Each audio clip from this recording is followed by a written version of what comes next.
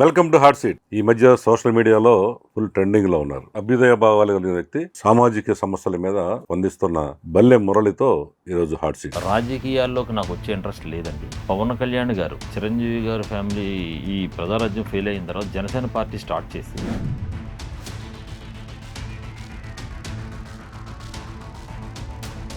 అంటే మీరు పవన్ కళ్యాణ్ అభిమాని బేసిక్గా పవన్ కళ్యాణ్ అభిమాని అండి.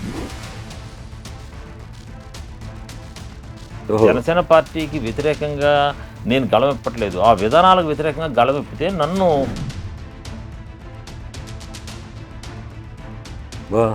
నా ఫేస్బుక్లో 500 వీడియోలు చేస్తుంటాను వైసీపీకి వ్యతిరేకంగానే. మీరు ఇంత ఇదిగా ఆ రోజు ధైర్యంగా పోరాడిన మీరు ఎందుకని సడన్ గా ఇప్పుడు మీరు మళ్ళీ పవన్ కళ్యాణ్ గారు మళ్ళీ ఎలక్షన్స్ వచ్చింది 2024లో కూటమి మీరు అప్పుడు మీరు యాక్టివ్గా పనిచేశారా? మా డబ్బులు తగలేసుకుని మేము పనిచేసాం. పవన్ కళ్యాణ్ గారు వచ్చి మురళి గారు మీరు డబ్బులు తగలేసుకోండి అని మీకు ఏమైనా ఫోన్ చేసి చెప్పాడా? మా ఆస్తులు కరిగిపోయినాయి రాజకీయాల్లోకి వచ్చి. మేము పుట్టినప్పుడు మా ఆస్తి 250 ఎకరాలు.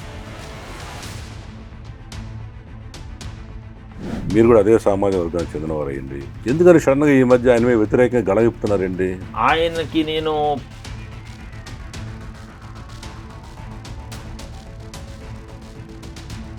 మా నాయకుడు పవర్ షేరింగ్ ఉంది మనకి అని చెప్పి ప్రామిస్ చేశారు. ఎవరు ఆయన ఎక్కడ చెప్పాడు ఎంతవరకు? అసలు వీడియో ఉంది సార్, చూపించమంటే చూపిస్తాం. ఆయన మీరు ఓటేయండి నేను సీఎం అవుతానన్నారు.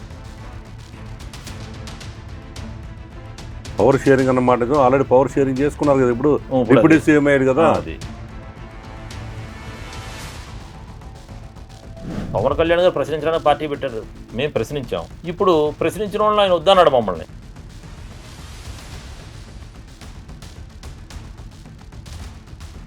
ప్రశ్నిస్తానని పార్టీ పెట్టాడు మా నాయకుడు. ఆయన సెలెక్టివ్గా ప్రశ్నిస్తాడని మాకు తెలియదు. జగన్మోహన్ రెడ్డి ఉంటే ప్రశ్నిస్తాడేమో, ఇప్పుడు కూటమిని ప్రశ్నించడు ఆయన. ఆయన ఏం చేస్తాడు? ఆయన డిప్యూటీ సీఎం. ఆయన కూడా మీరు అందరూ ఆయన మీద పడితే ఒకేసారి ఫ్రస్ట్రేషన్ గురవుతున్నారు. ఆయన కూడా ఆయన పవన్ కళ్యాణ్ గారు మంచి వ్యక్తి, అందరికి 10 మంది మేలు చేసే వ్యక్తిని మీరు ఒత్తిడి తేకూడదు. మీరు అంటే సీఎం గారి మీద ప్రభుత్వం మీద ఒత్తిడి చేస్తాడు. అది అసలు ఏమంటారు? ఆయన చేసిన ప్రామిస్ వల్ల ఒత్తిడి చేస్తున్నామండి. నన్ను నమ్మండి, వ్యూహం నాదన్నాడు ఆయన. డిప్యూటీ సీఎం అది ఆలోచించి అదే డిప్యూటీ సీఎం పవర్ షేరింగ్ లో డిప్యూటీ సీఎం ఎవరు సార్? ఈసారి వ్యూహం అడగకపోతే సీఎం అవ్వచ్చు కదా ఆయన. ఇది ఆయన ఇష్టం అండి, పార్టీ ఆయనది, ఆయన ఇష్టం. మీరెవరు క్వశ్చన్ చేయడానికి అన్నారు? ఇప్పుడు ఆయన నష్టపోయింది మేము కదా సార్. ఇప్పుడు ఎక్కడ కూడా చంద్రబాబు నేను సపోర్ట్ చేస్తాను, నాకు మీ మద్దతు అవసరం లేదని నిలిపోయాడు అనుకోండి ఎదరికి. ఆయన ఓపెన్ గా చెప్పారండి మొన్న.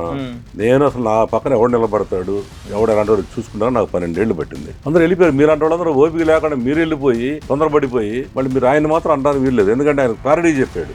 అట్లాగే మీరు ఎందుకు తొందరపడుతున్నారు? ఓకే మీరు అన్నారు కదా.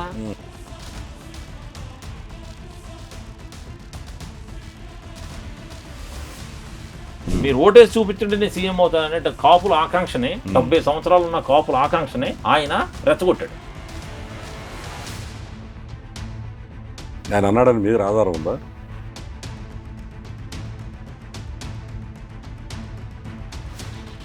ఆర్థికంగా మేము నష్టపోయి మాకు ఎంత బాధ ఉంటుంది సార్?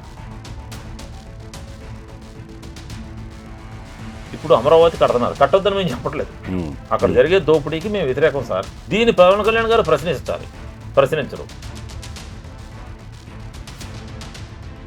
ముఖ్యమంత్రి ఉన్నాడు కదా, ఆయన ఎందుకు క్వశ్చన్ చేయరు? మీరు పవన్ కళ్యాణ్ ఎందుకు క్వశ్చన్ చేస్తారు? అది కదా చెప్పి అడిగేది నేను. అది మీరు అడిగిందని చాలా కరెక్ట్ ఆన్సర్ ఉందండి.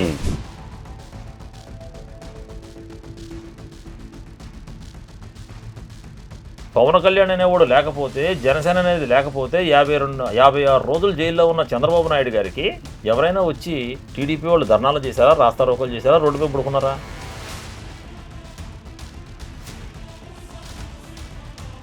పవన్ కళ్యాణ్ గారి గురించి, పవన్ కళ్యాణ్ విధానాల గురించి ఇప్పుడు మనం డిస్కస్ చేసిన వేస్ట్. ఎందుకంటే జరగవలసిన నష్టం జరిగిపోయింది. ఓకే,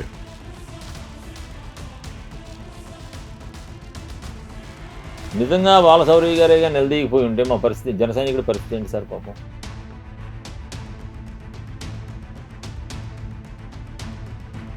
ఈ సమస్యలపై నేను నిలబడి మాట్లాడుతున్నాను సార్ మీ ముందు. మా జన సైనికులు ట్రోలింగ్స్ ఏంటంటే నువ్వు అమ్ముడైపోయావు, నువ్వు కోవర్టివి అని మమ్మల్ని తిడుతున్నారు. నేను ఇప్పుడు కూడా పెడతారు ఇది చూసి ఇవి పెడతారు. వాళ్ళకి ఇప్పుడు వేరే పని లేదు. వాళ్ళు ఎవరు అనుకున్నారు? జన సైనికులు కాదు.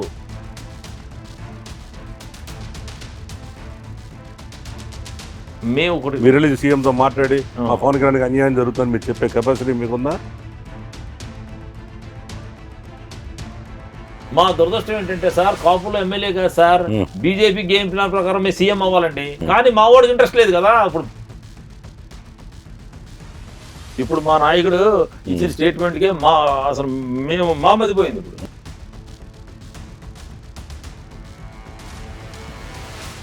ఈ జనసేన నమ్ముకున్న టేట్లో మునిగిపోయిన మాలాంటి వాళ్ళ పరిస్థితి ఆ దేవుడికే తెలియలే.